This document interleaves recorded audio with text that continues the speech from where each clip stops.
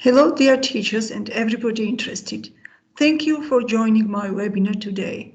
Let me introduce myself. I am your colleague. My name is Maia Tkemaladze and I teach English at Sachauri Public School number 2, and I'm also a teacher trainer at Teachers House and British Council. Today, our webinar is scheduled due to the fact existing circumstances in the world, due to the fact that we teachers have to teach online. We have to find some tools, instruments to help our students guide in this situation, to help them to raise their motivation, to engage them in online learning. And this is, of course, a challenge for everybody. And I'm here to help you with my webinar, to share with you my experience of teaching PBL online. Let me share my screen and presentation with you, and we'll start.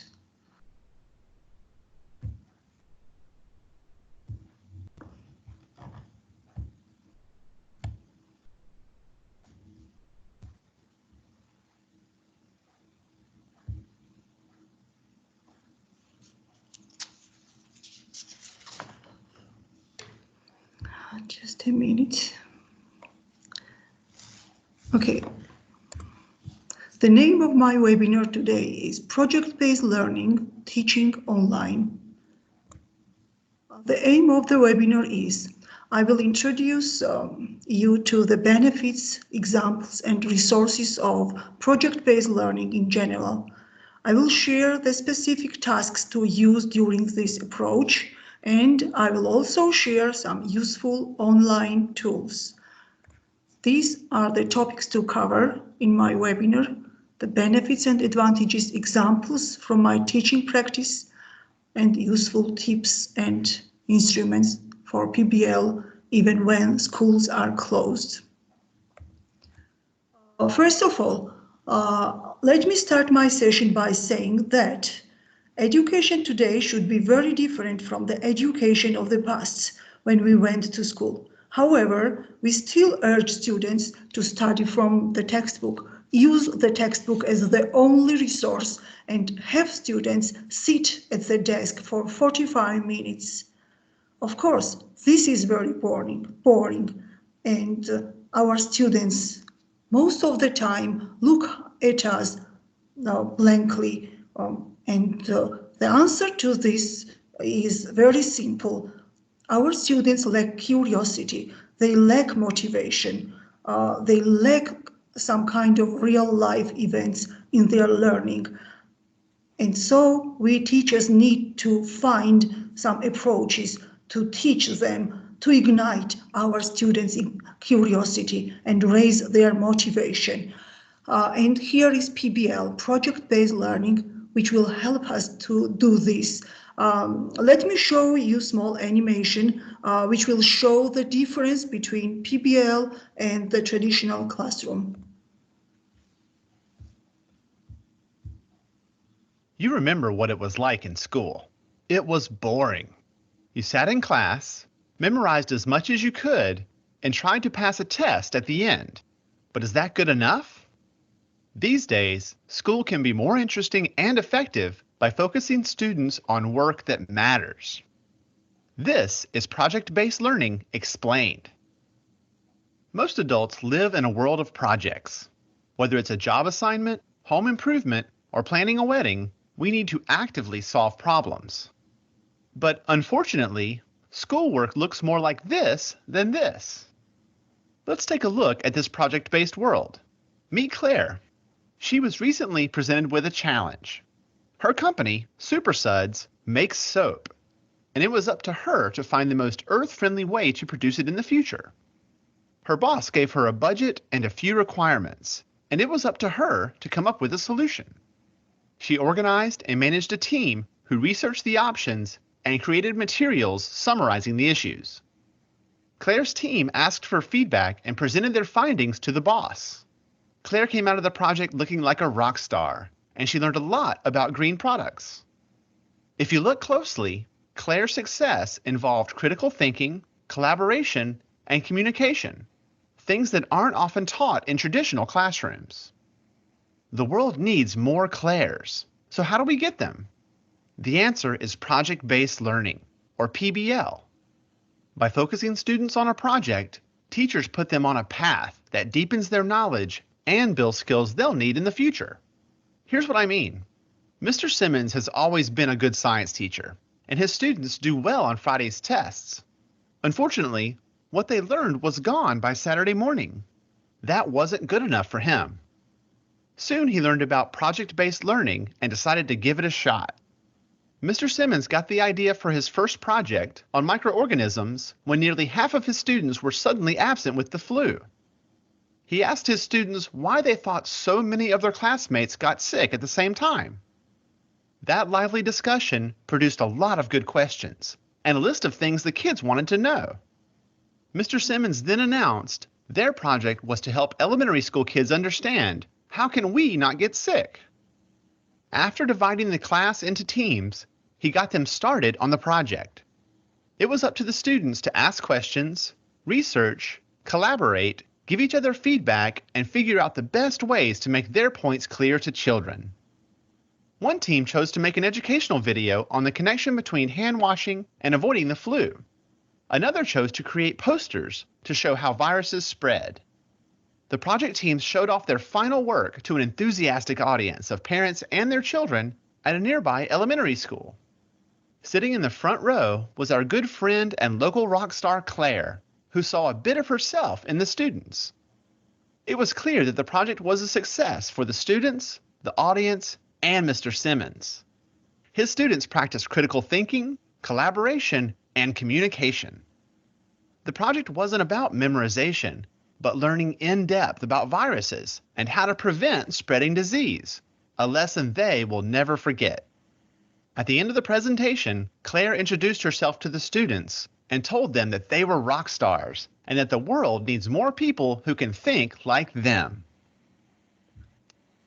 Well, as you saw in the animation, the traditional classroom, teacher-led lessons based on textbooks are only inclined to make our students fail. Expecting our kids to learn only from textbooks is like asking them to look at travel brochure and call it being on vacation. Of course, there is nothing bad at looking at brochures, using them as the resource in class, but for your student it's much better to go on vacation and see and experience everything with their own eyes. This is learning by doing, and that is where we should start talking about project-based learning. You remember what it was. PBL is the approach which enables students have the purpose to go to school. Our students live in different worlds. They are real, school, and virtual, and all these worlds are full of problems our students have to tackle. So they need these problem-solving skills to handle everywhere. And PBL combines all these worlds together, and plus PBL teaches students and trains them to be prepared to overcome these obstacles, to find the ways how to solve real life problems. And hence, teachers, we need to learn these approaches and help our students to enable them gain those problem-solving skills. PBL, it is an approach which creates the environment in which students explore and try to find solutions to the question that is based on a real-world problem. PBL enables students to actively engage and collaborate and gain skills that are crucial to help them answer the complex question given at the start of the project. PBL is the method which provides students the opportunity to get actively involved in learning and helps them step away from being passive receivers of knowledge. Today I'm going to introduce my PBL example from my practice as I implemented it with my 9th grade. But before that, I will tell you the essential steps everyone should take or go through who wants to implement PBL. These are essential project design elements for gold standard PBL. This is driving question, in-depth inquiry, authenticity, students' voice and choice, reflection, critique and revision, public product. All these phases are necessary for any PBL. So the launch of the project is entry event and driving question. The entry event catches students' interest. It could be a video, a discussion, a guest speaker, a scenario. A driving question or a complex question or a challenge is an open-ended, interesting question that will drive students through exploration. So here is my example. In my 9th grade, just before school break, I started to implement air quality globally and locally. Why did we choose this topic? I brought into my classroom some topics out of 17 Sustainable Development Goals. They were, as you see on the screen, climate, water, air, health, food safety. In order for my students to choose one, to select one, I gave them the priority matrix. As you see on the slide, they compared water, for example, with climate, then air with water, and then at the end they got whatever topic they wanted. So we counted, and so it turned out that it was air quality. To be frank, I wanted them to work on health issues, or healthy food, healthy eating, but it was their choice out of this matrix. So they decided air quality. Now, as for the entry event, I used video that depicted air quality problem worldwide. And after that, as a class, we had a lively discussion about the problem we saw. I also had guest speakers, experts of air quality department from the Ministry of Environmental Protection and Agriculture. Here we, of course, used online communication as I could not take my students to the ministry in Tbilisi, and so they recorded specially for my students. They spoke about the current situation of air quality globally and in Georgia. We also had a field trip in the surroundings of our town, where small businesses run scent factories and the smoke goes up without any filters in the atmosphere, and that of course damages people's health. As for the driving question, many times I use different techniques for teaching my students how to form a driving question. I also use Tubric, it's a wonderful tool, but in this case I used the questioning circle. This means, as you see on the slide, there are 3 circles. Each one represents, for example, first circle represents content. It's about air. Another circle represents language skills, what language skills they will need or what will they do in English, and the personal, how this will affect their personal lives or just is affecting it already. Out of these 3 questions, they then formed one bigger question, and that was driving question. I had 4 groups, and they presented their driving question. We voted for the best one and then selected one. Here it is, our driving question. How can we use our language skills in order to raise people's awareness about the importance of air quality globally and locally? And what can we do to change the situation for the better in our community that will also benefit the global issues? Of course, this driving question is very important as it gave my students the purpose to pursue and explore and find the answers to the problem. Next phase in the elements is in-depth inquiry, which involves asking questions, finding, developing solutions, using books, articles, participating in experiments. In our case, I planned my PBL with our chemistry teacher, Eliso Abramishvili.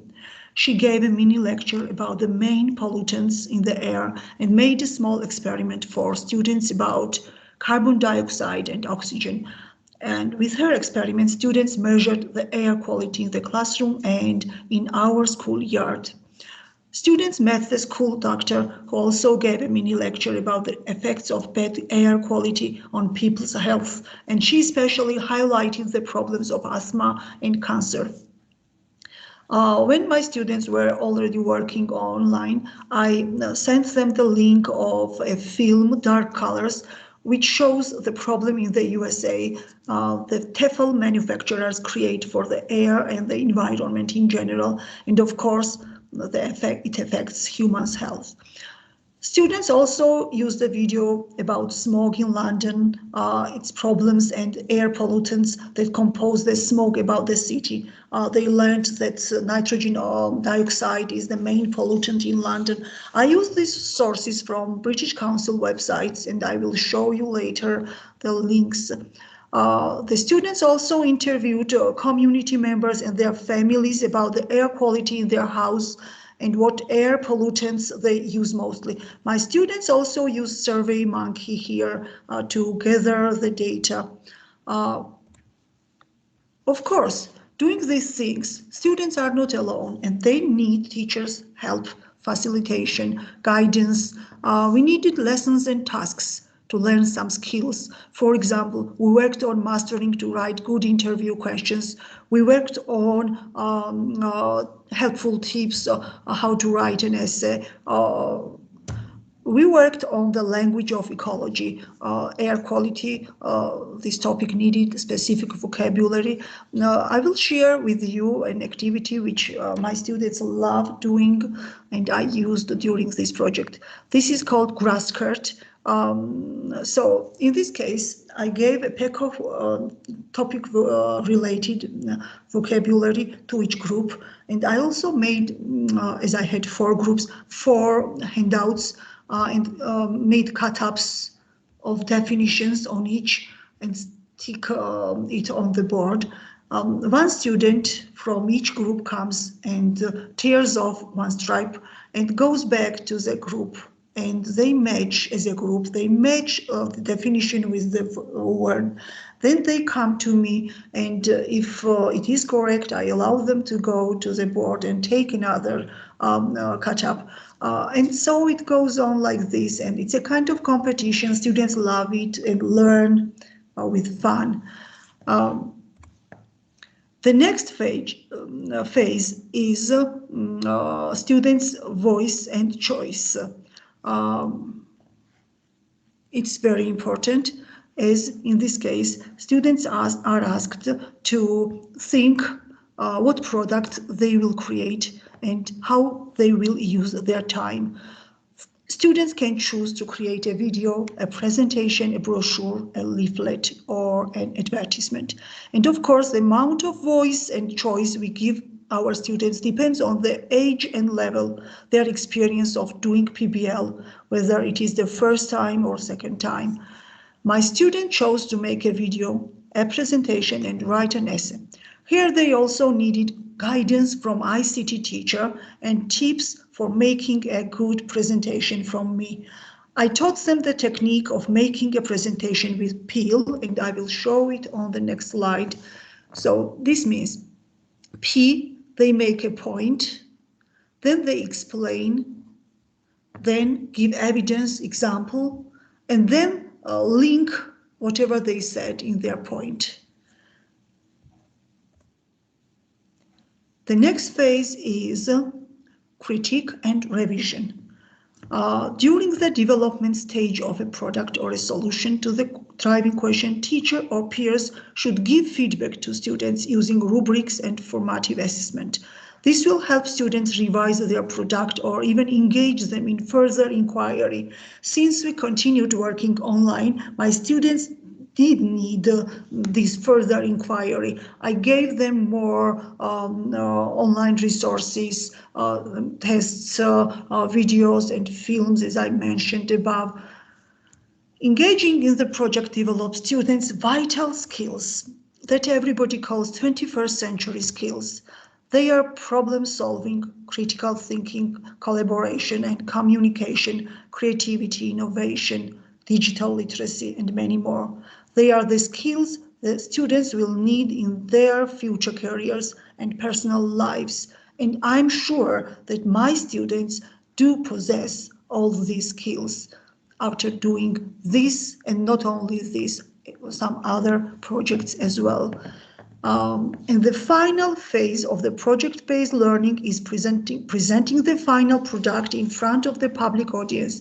This is the biggest, one of the biggest difference between PBL and just an ordinary project or a traditional classroom tasks. In this case, students present their public product in front of the audience.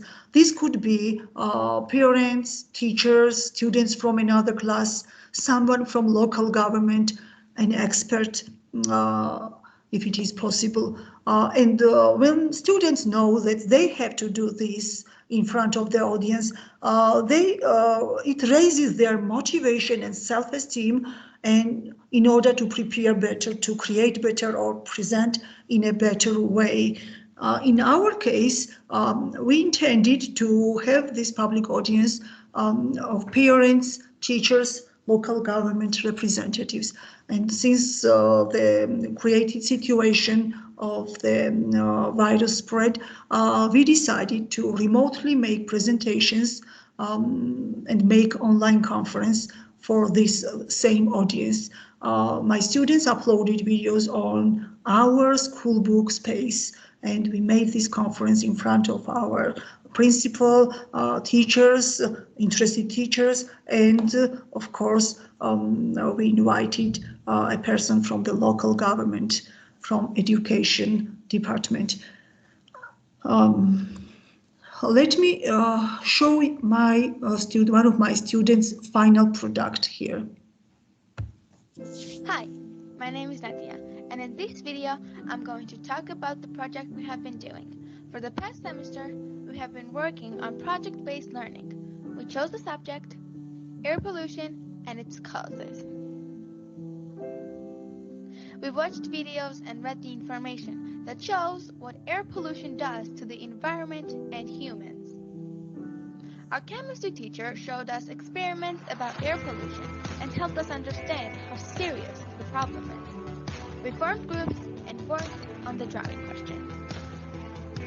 How can we use English learning skills to introduce our air quality problems first to Satchhedin and then to the whole Georgia? People don't realize how important air quality is. Polluted air can cause many health issues, like respiratory diseases, lung infection eradication, and lung cancer. Almost everything that we use to make our lives easier and more comfortable is an air pollutant. Main air pollutants are particle pollution, particulate matter, ground level ozone, carbon monoxide, sulfur oxides, and nitrogen oxides. But there is a solution to this problem. We should stop driving everywhere in a car when we can use public transportation instead. We should create more parks with trees and healthy environment. We should spend more time in nature. We should use solar energy. This is a real world problem, and we must all join together, and we can save our home either. Thanks for watching. Bye. Well, this was one of my students' final product, as I told you. Hi. So now I want to share with you some useful online instruments. These are, I will start from the bottom, MindMeister. This where you can create online mind maps for your project. Edpuzzle and Khan Academy, they have wonderful videos with experiments, and then they have tests, or even you can create your own tests if you register there. You can create multiple choice questions, you can create open-ended questions. They are wonderful resources. MyPBLworks.org this website has wonderful PBL projects, and you can just get introduced and have some ideas. This is Learn English Teens British Council's website, which I used for showing my students videos. And if I open, I will just show you, if it gives me the chance to open, or you can just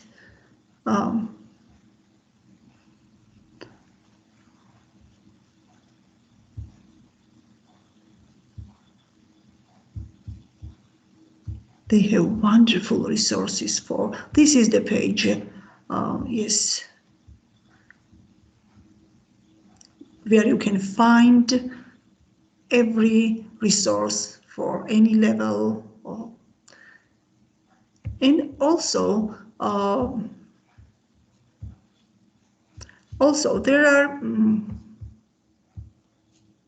there is Kahoot website.